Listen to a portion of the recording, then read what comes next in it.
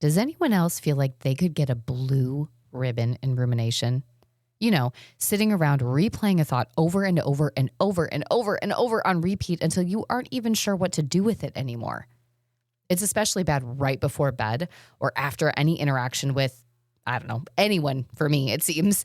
I mean, it could be someone I've known for 30 years and I can still get stuck in that interaction dissection for way longer than I would like to admit.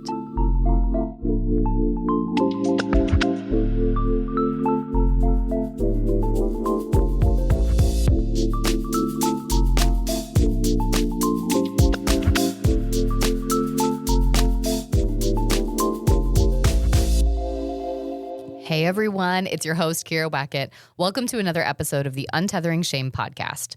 Today we're going to be talking about the idea of processing our past, what we say or do, or what was said or done. Are we using it to help us grow and move forward, or are we allowing ourselves to get stuck there? Now, I've been thinking a lot about these two processes over the last few months. Rumination, well, yes, a part of the cow's digestive process, is described as an anxiety-induced experience. It's like listening to your CD player skip over and over and over again without ever changing the song. And yes, I know saying CD player definitely tells you what generation I come from. Rumination is a hyperfixation on a person, situation, thought, or decision that becomes a barrier to our basic functioning. It's a distraction or a pulling away from daily life, getting stuck in our heads. We're displaced from the now and stuck in that state of song skipping. Now, I am a grade A ruminator. Most people with anxiety disorders are. And after the last few years, I would shorten that statement to simply, most people are. I get stuck all the time on what ifs and should haves. I'm either worried about what I did or didn't do or say, scrutinizing an interaction or a choice to find any possibility of failure or a misstep, projecting my anxiety into the future, thinking about what could happen and getting stuck there. None of these actions are helpful, yet we've all found ourselves here. We take ourselves out of the only place we have any power or control, the present, and fixate on things outside of our control, what's already happened or hasn't happened yet. Most often when people struggle with this, they get lost in the what already happened category. They're thinking about something they shouldn't have said or done, replaying an interaction they had with increasing judgment and doubt, questioning themselves for the decisions they made while building a mountain of self-doubt that erodes any trust they have in their present self and actions. It's like folding a paper in the same spot over and over and over again. With each bend, the integrity of the structure becomes more and more weak. Now, with rumination, each retelling of the story weakens the original story and your self-efficacy and allows for your shame and core beliefs to gain access to reframe it. Two friends catching up over coffee can become fodder for how this person doesn't really like you or was offended by what you did or didn't say or do. One look from your partner can start an entire fight in your head that they were never even an active part of. One piece of critical feedback in your annual review can become the only thing you see and force you to dismiss the accolades and encouragement provided. One awkward text can become a deeply rooted storyline that your mother-in-law is upset with you. Or one bad review can quickly become the destruction of an entire company.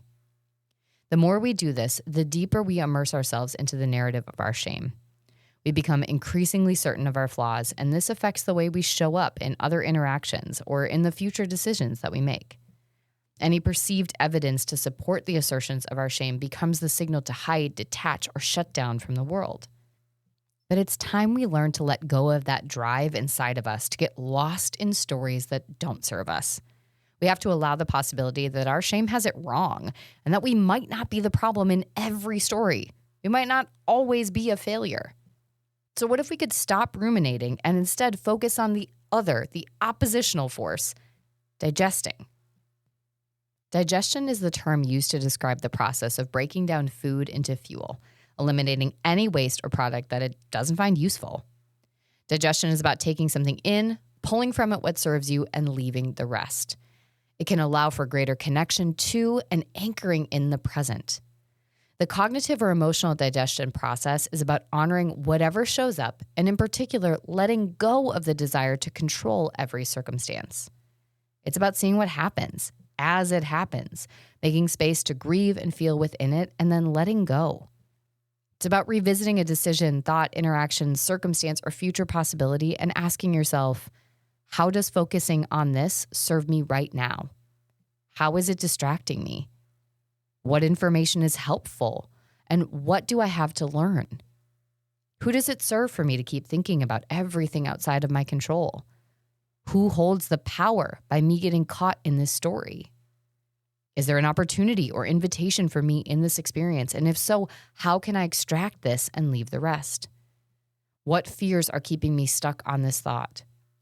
What do I need to do to cue my brain that I'm safe and that I don't have to stay in this agitated state? What if I'm wrong? Can I know for sure what I've assumed to be true is true? And if it were, is it my responsibility to fix it? And how does staying in this thought help me be the person I want to be now? These questions help you shift out of your shame and into a position of power. Sometimes revisiting an experience is helpful, going back to ask ourselves what feels unsettled or what do I have to learn. Sitting in distress to feel and heal is valid, but getting stuck there isn't. It serves no one, not the other party and not you. It's a chaining of ourselves to misery and judgment and closes the door on a growth mindset.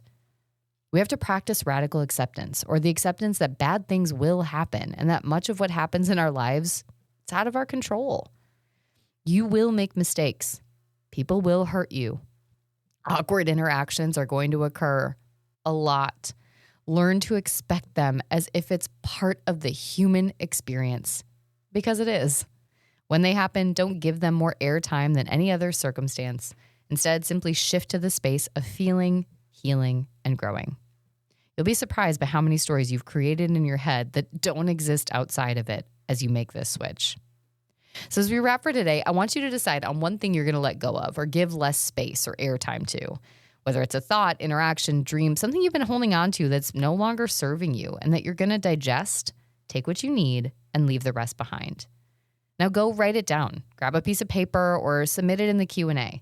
By writing it down, you're dispelling the role shame and negative self-talk can have on this interaction and making space for a more neutral release.